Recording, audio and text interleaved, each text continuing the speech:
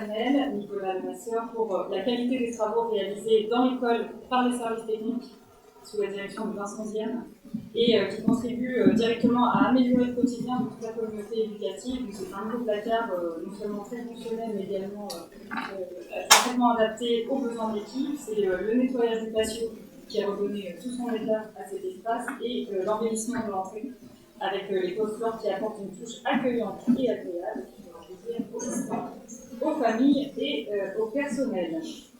Des remerciements de l'amicale des sapeurs-pompiers pour l'aide apportée lors de l'organisation de leurs locaux, notamment au personnel des services techniques, pour leur disponibilité, leur efficacité et leur précieux soutien, je cite, leur professionnalisme qui a largement contribué à la réussite de cette manifestation.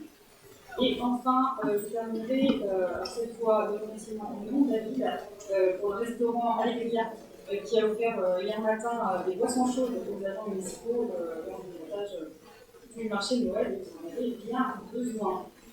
Un cher collègue, il vous a pas échappé qu'on est aujourd'hui le 9 décembre et je vais donc laisser la parole à Pascal et à Anne. Je comptais par un anniversaire un peu particulier sans rapport de la loi de 1905 pour la séparation des églises et de l'État. Pascal.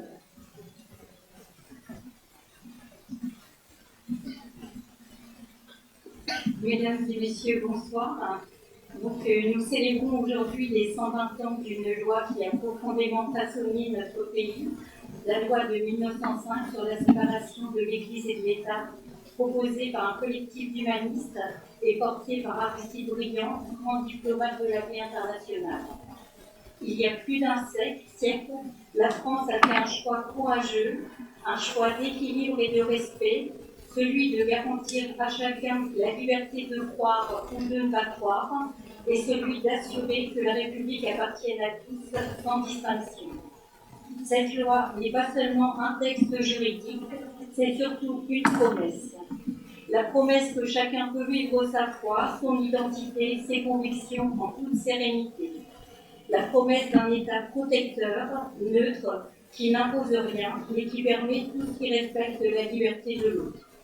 Ce principe est essentiel, justement parce que certains identitaires voudraient aujourd'hui remettre en question ce droit fondamental. Face à ces tentatives de recul, il est de notre devoir collectif de rappeler combien la séparation de l'Église et de l'État protège chacun de nous. Ainsi, personne ne peut imposer sa croyance ou sa vision du monde aux autres, et la République reste un espace où toutes les convictions peuvent coexister en paix. Depuis 1905, notre pays a changé, nos défis ont évolué, mais l'esprit de cette loi demeure un repère essentiel. Il nous rappelle que la laïcité que nous avons célébrée le 5 décembre dernier, ici même, sur le territoire de Couronne, n'est pas une contrainte. C'est un espace de liberté partagée, un pont entre les différences, un cadre qui rend possible de vivre ensemble. La laïcité offre ainsi ce cadre précieux, cet espace où les différences ne deviennent pas des obstacles, mais une richesse partagée. En célébrant ces 120 ans, nous honorons celles et ceux qui ont voulu une République plus juste et plus ouverte, et nous renouvelons notre engagement à faire vivre ce principe avec calme, avec courage et surtout avec fraternité. Merci de votre attention.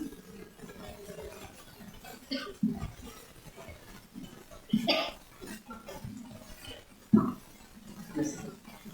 Bonsoir à tous. Effectivement, ce texte est essentiel, il fait partie de notre histoire commune. C'est une loi précieuse, parce qu'elle protège la liberté de chacun de pouvoir le droit, et elle garantit à tous le même respect, quelle que soit nos convictions.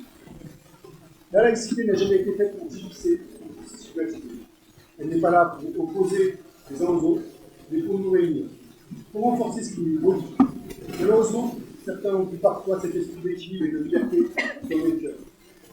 C'est donc à nous, ensemble, de préserver ces qualités, de rappeler que la laïcité, c'est avant tout un principe de paix, de tolérance et de respect mutuel. Et c'est en la vivant au quotidien ici, dans notre commune de Montfort, que nous en faisons la plus belle des démonstrations. Merci.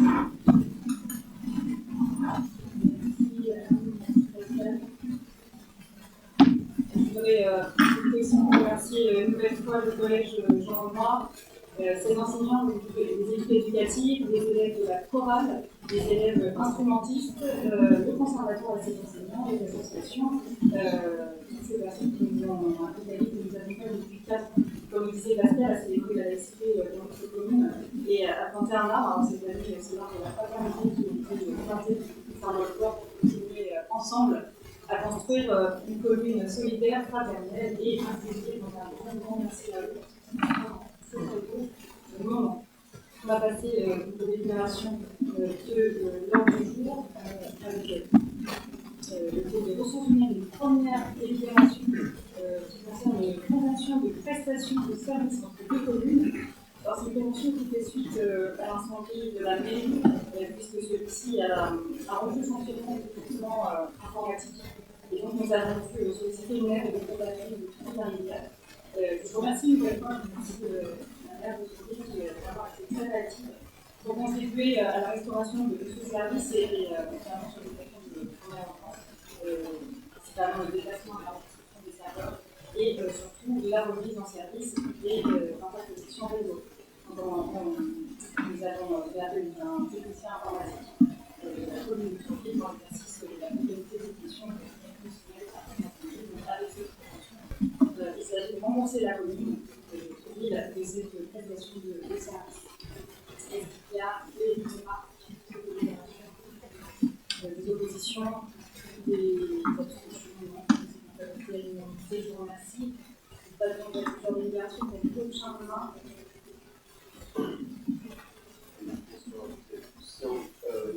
Première délibération pour le solde de l'assurance du complément de 25 du CCAS. Le centre criminel de la santé sociale de l'établissement de subvention complément de la section 3 est chiffré à 1981 536 euros. Après la délibération budget unique. Suite au vote du 30 septembre 2025, les décisions de mémoire du budget du CCAS, le versement de la totalité de la subvention en 2025 serait nécessaire au complément. Organise le versement dans le cadre de l'aide sociale pour le territoire. Nous avons proposé de verser 357 104 euros.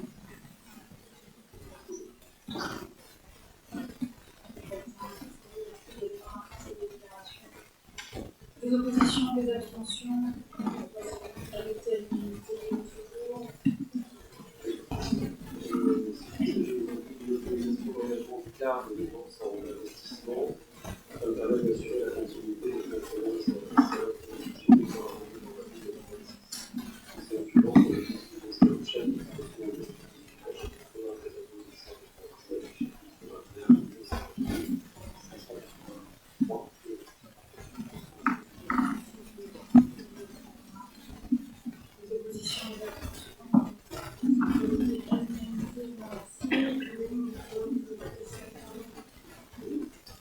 c'est vraiment dans la législation centrale.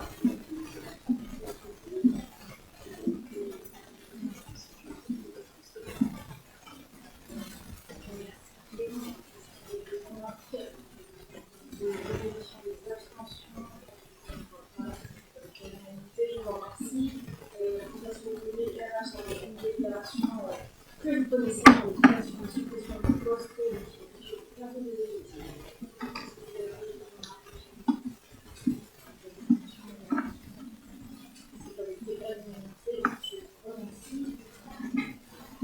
On passe à la création d'un comité social territorial commun entre la ville et le CCS, puisque l'idée du Code général de la fonction publique, il y a un CSP, un comité social territorial créé dans chaque collectivité qui emploie au moins 50 d'agents qui est au CIAL. Donc, vous êtes décidé par des libérations conjointement à la commission CSP et à la ville de créer un CSP commun. Donc, une libération qui a été posée en présentation du CSP la semaine dernière, exactement. Et donc, considérant les effectifs de nos collectivités, un CSP commun.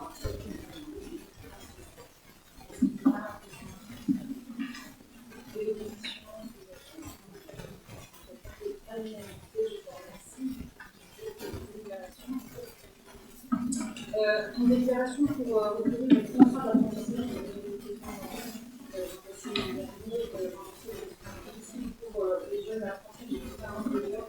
Je vous propose avec ce projet de délibération de délibérer sur la possibilité de recourir au contrat d'apprentissage et de conclure dès la rentrée scolaire de 2026 deux contrats d'apprentissage pour les services techniques, contrats d'aménagement paysager et de jardinier et oppositions.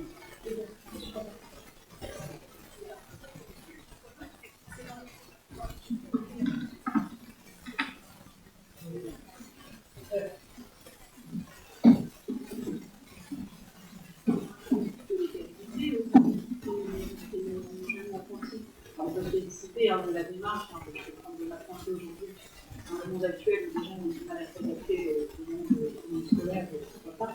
Mais j'espère en tout cas que l'intention n'est pas de prendre des apprentis, mais d'écrire aussi une économie, et puis les entiers à partir, mais essayer de les garder et de pérenniser leur poste possible. Oui, je sais, peut-être que vous savez,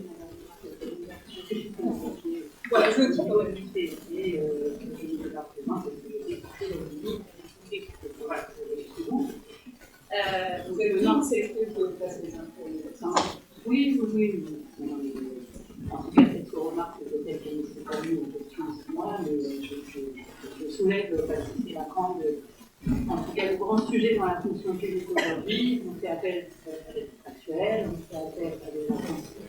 Mais c'est quelque part aussi, je suis un peu sceptique, car je ne sais pas si c'est le cas pour les deux apprentis là, je ne sais pas les questions, mais en tout cas, c'est un grand souci aussi que je me sens, de penser à pérenniser ces jeunes qui, comme vous dites, ont du mal à trouver un lieu d'apprentissage, mais aussi ont du mal à trouver un emploi.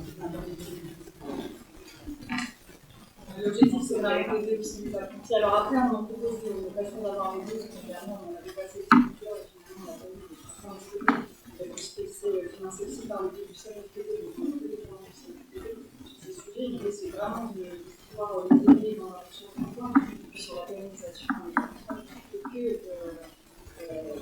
trouver le public, puisque ça a été le premier chantier du programme qu'on a fait il y a 5 ans, où on a pérennisé sur l'emploi réglementaire qui existait dans la parce que les agents ont une véritable protection sociale, une véritable protection statutaire. Aujourd'hui, on est fiers de pouvoir leur offrir des congés tout simplement quand ils ont des enfants, d'avoir une protection sociale quand ils sont malades, de ne pas être pénalisés parce qu'il y a des grèves des deux qui favorisent, on est vraiment très fiers de ça. On est très attachés à ça. Alors c'est très bien de contractualiser avec plein de en tout cas, il faut aller jusqu'au bout de la démarche, parce que proposer des contrats dans la fonction publique, c'est il faut aller jusqu'à la stimulation. Voilà. Pour les coups avoir le problème de scolaire. Après, on pourrait vous féliciter d'avoir fourni et donné plein de contrats, mais il faut aller jusqu'à la titularisation. Donc moi, je suis plutôt du je titularise ou je titularise pas, mais en tout cas, c'est la question, c'est surtout au niveau de ces apprentis. Et que je ne dis pas que c'est le cas ici, mais en tout cas c'est le cas dans beaucoup de fonctions publiques. Ces apprentis sont pris pendant 1 an, ils sont jetés au bout d'1 an, on leur prend d'autres apprentis parce que c'est pas les mêmes conditions et c'est pas les mêmes subventions. Donc voilà, c'était la simple remarque, mais je ne dis pas que Vraiment, puis pour les deux, on est sur la mise en stage, on est sur la mise en stage systématique.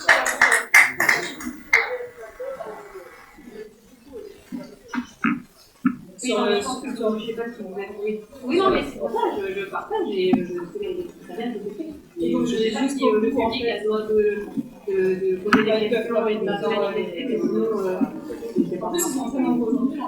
Voilà, oui, donc tout le monde prend la parole, je pense que. Je le rappelle, Non, mais juste pour aller plus loin sur les mises en stage, effectivement, c'est une qualité. Je m'en-même fonctionnaire, je suis très attachée au statut. Je suis sur le statut de la fonction publique, ce serait quand même dommage de ne pas aller jusqu'au bout. Donc, oui, effectivement, c'est des choses sur lesquelles on va jusqu'au bout sur les mises en stage et les donc, on n'a pas voté.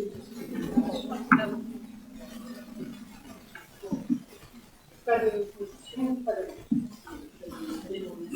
Alors, on va passer à une opération de recrutement de vacataires. On est là sur un dispositif très particulier, le dispositif de réussite éducative pour tous. Donc, je rappelle, EFOUS, c'est une association éducative complémentaire de l'enseignement public qui a pour objectif de favoriser la réussite scolaire pour tous et une mission de prévention précoce du décrochage scolaire, notamment dans les premières années de scolarité. Donc, afin de mettre en œuvre ce très beau dispositif sur la commune, il est proposé de recruter des vacataires, des intervenants par vacation, donc qui ont pour mission l'éducation de porteurs, une éducation en psychologie, un excellent conseil municipal et de la question dans la délibération. Dans les mentions des missions de vacation. Est-ce qu'il y a des remarques sur ces délibérations, des oppositions de la commission? Une dernière délibération sur le code administratif, donc sur la mise à disposition de personnel auprès du CCS et de la ville. Donc là aussi, c'est un renouvellement de mise à disposition pour 2 emplois permanents.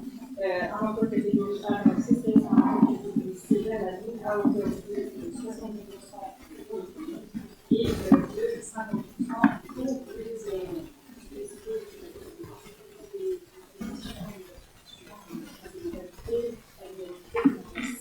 Et on passe maintenant au compte dans l'ensemble.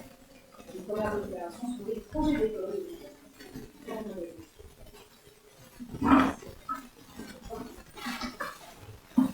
Cette année, nous sommes ravis de présenter cette délibération pour les projets d'école et soutenir financièrement les projets d'école et les classes santé, notamment par un investissement essentiel pour la réussite de l'école. Ce dispositif propose aux enfants de davantage de solutions, en dehors du cadre adapté de la classe, tout en renforçant les compétences fiscales, de reconnaître leur collectivité. Les classes transplantées nous permettent de vivre des expériences éducatives, découverte des nouveaux domaines, projets interdisciplinaires, apprentissage concret et développement de la cohésion des groupes. Elles sont également recrutées dans les expositions. En donnant accès à des sorties, des cours ou activités que certaines familles ne pourraient pas financer seulement. En subventionnant ces projets, la collectivité soutient non seulement la dynamique pédagogique des équipes enseignantes, mais contribue aussi à ouvrir les horizons des élèves et à renforcer la qualité du parcours éducatif pour l'ensemble du territoire.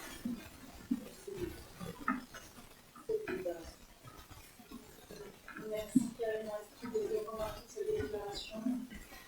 Des oppositions, des abstentions? Non, c'est comptabilité à l'unanimité. Merci. On passe au dispositif et tout remis pour la définition. De la définition de la déclaration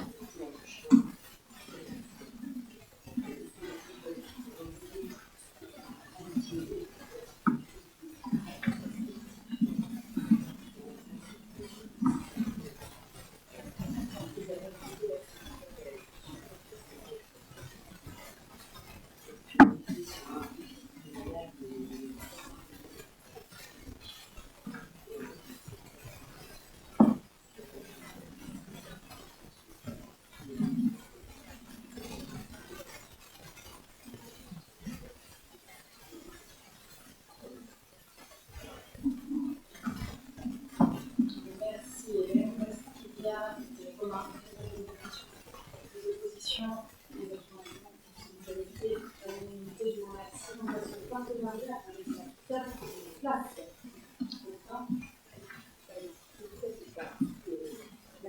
Contrat local d'accompagnement en scolarité. Un dispositif destiné à soutenir les enfants et les jeunes dans leur réussite scolaire et dans leur établissement personnel. Il s'adapte aux élèves qui ont besoin d'un accompagnement complémentaire en dehors du temps de classe. Les classes proposent un cadre bienveillant et les participants peuvent multidisciplinaires méthodologiques pour apprendre à travailler efficacement, attirer des outils d'organisation et de gestion du temps, renforcer leurs compétences scolaires tout en offrant en fonction de découvrir des activités culturelles, sportives et citoyennes qui élargissent leur horizon. C'est un lien positif entre l'école, la famille et les facteurs du territoire. Ce dispositif propose une approche globale, il ne s'agit pas seulement de faire une fois, pas souvent le cas d'ailleurs, mais d'accompagner chaque jeune dans son développement, sa motivation et sa place dans la société. En impliquant les familles et en s'appuyant sur des partenaires locaux, les classes contribuent à réduire les inégalités, à prévenir le décrochage scolaire réalité, l'interdiction du taux de scolarité des lycéens. Merci, Kalma. Est-ce qu'il y a des remarques sur les délibérations? Des oppositions, des abstentions? C'est bon. Adopté à l'unanimité, je vous remercie. On passe au tour ville de la cité avec une première convention entre la ville et l'amicale des employés municipaux. Une convention qui a prévu de fixer les relations entre l'amicale et la ville de l'intervention de nature des aides municipales et les amicales du gouvernement qui est dans cette convention. Est-ce qu'il y a des remarques, des oppositions, des abstentions? C'est l'unanimité à l'unanimité. Je vous remercie. On passe au contrat d'objectif. Il y en a plusieurs. Il y a un premier plusieurs de requins triathlon.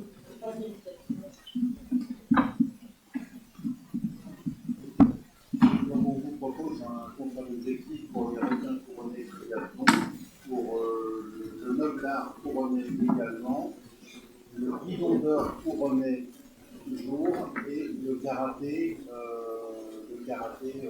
pour un contrat d'objectif. Donc c'est un contrat d'objectif sur 3 ans d'un montant de 2 000 € par an. Donc voilà, je propose 2026, 2027 et 2020. Merci, Valérie. Je vais donc parler sur chacun de ces contrats d'objectifs. Alors, le premier avec les requins pour les experts. Merci. Même question pour le noble art couronné 76. Est-il des remarques des oppositions? Adopté, je vous remercie. Pour le guidon d'or couronné, même question pour les oppositions. Adopté, je vous remercie. Et enfin, pour le club olympique couronné karaté, même question. Adopté à l'unanimité, je vous remercie pour les clubs. On passe à une délibération de partenariat sociaux pour les actions pédagogiques environnementales au service environnemental. Bien.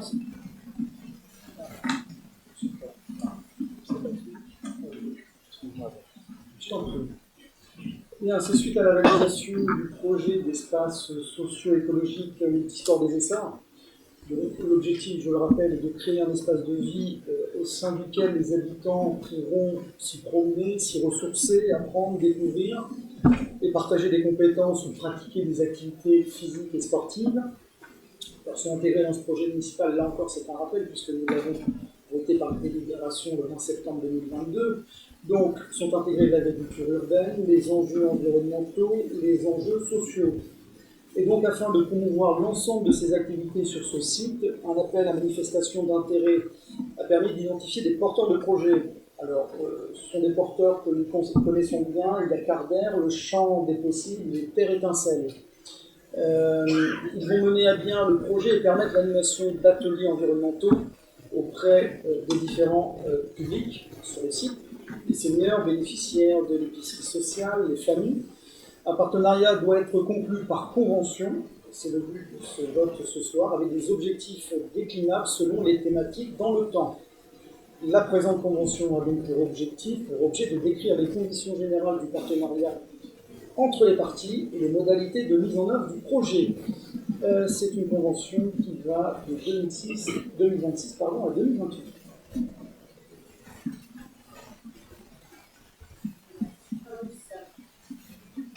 Il y a des remarques sur cette convention, des oppositions, des abstentions. Je ne vois pas si c'est adopté. Je vous remercie. On passe aux préventions sécurisées, les conventions juste. Oui, en plus, gestion nouvelle et sociale de continuité, cette déclaration vient réaliser un travail de fond engagé depuis maintenant 5 ans, un travail mené avec constance à travers un diagnostic en marchand, organisé chaque trimestre dans les 4 grands secteurs de notre vie. Ces temps d'échange sur le terrain nous ont permis d'aller à la rencontre des habitants, des écouter, de répondre à leurs attentes, mais aussi de leur expliquer et de les informer sur les actions entreprises. La vue qui est liée au contrat de ville, dans le quartier prioritaire de la ville, va dans ce sens. Il faut bien également reconnaître le partenariat renforcé que nous avons noué avec les bailleurs sociaux Ce dialogue constructif nous a conduit à renégocier le contrat de vie avec une augmentation des actions terrain fixées par le dispositif d'abattement de la TFP. Nous sommes passés récemment, je rappelle, à les 2 QPV à un seul avec une géographie élargie, ce qui nous moyens accrus pour agir plus efficacement. Enfin, cette délibération s'inscrit dans une démarche d'avenir. Nous préparons en effet une lettre d'intention adressée à M. le Préfet, affirmant notre volonté forte de participer à un prochain programme de rénovation urbaine. Cette nouvelle étape poursuit ensemble la dynamique engagée au service de nos quartiers et de leur développement. Donc, pour les observateurs les plus pragmatiques, les actions concrètes par d'elles-mêmes. En 5 ans, nous avons beaucoup agi grâce à la politique de la vie. Ici, je vous demande d'approuver la convention cadre de plus et d'autoriser Madame la maire à la signer, ainsi que les documents nécessaires à son exécution. Merci. Est-ce qu'il y a des commentaires sur cette délibération, des oppositions, des abstentions? Cette qualité à l'unanimité. On passe au point technique et on passe à une convention. Alors, une convention de partenariat avec l'Institut médico-éducatif de Besançon qui vient compléter déjà une première convention par rapport à l'entretien de la clairière. On vient ici donner l'opportunité et l'occasion aux enfants de l'IME d'aller sur le nouveau site qui se trouve aux ESSA, et d'effectuer des travaux en continu des espaces accompagnés bien évidemment par le service technique.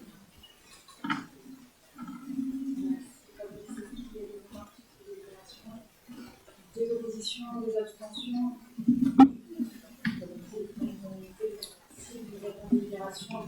Convention encore avec l'ACOM. Effectivement, une convention avec l'éco-organisme ACOM, qui est une structure agréée par l'État.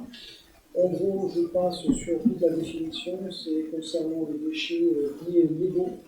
Donc, on propose de conventionner avec cette organisation qui va participer à la réduction de présence de déchets issus des produits du tabac jetés de manière inappropriée dans l'espace public.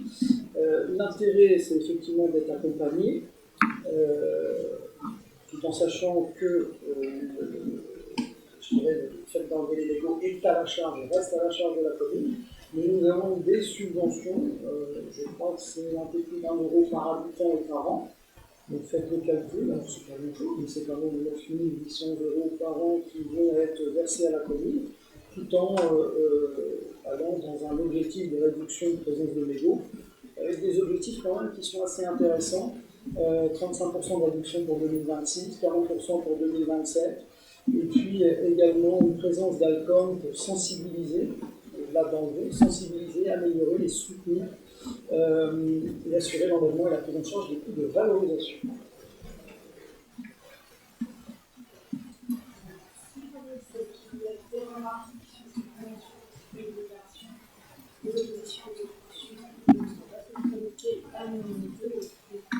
C'est la dernière délibération. Merci de l'efficacité, de votre rapidité. Et merci merci à vous tous. Et puis merci également au public de très important ce soir. Merci mesdames et messieurs les gens. Et de vous souhaiter une bonne soirée et surtout de belles fêtes de fin d'année. Merci à vous.